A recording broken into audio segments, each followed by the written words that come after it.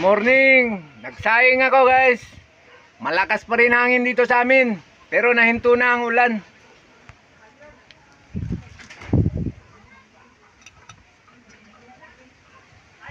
Ayun, natuyo na guys.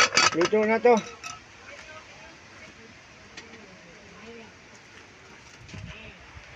Ang hirap i-control ang apoy guys. Malakas ang hangin. Nasa labas kasi kami nagluluto.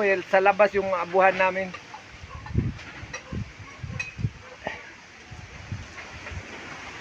Malakas hangin guys.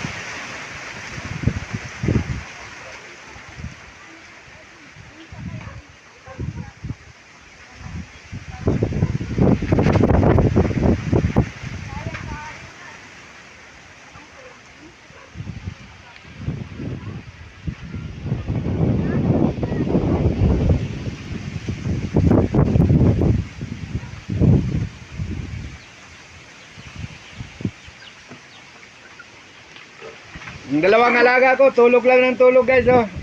Nalalamigan din silang dalawa.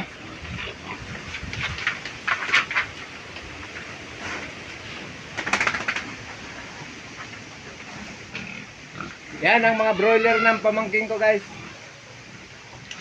Hanggang dito na lang guys.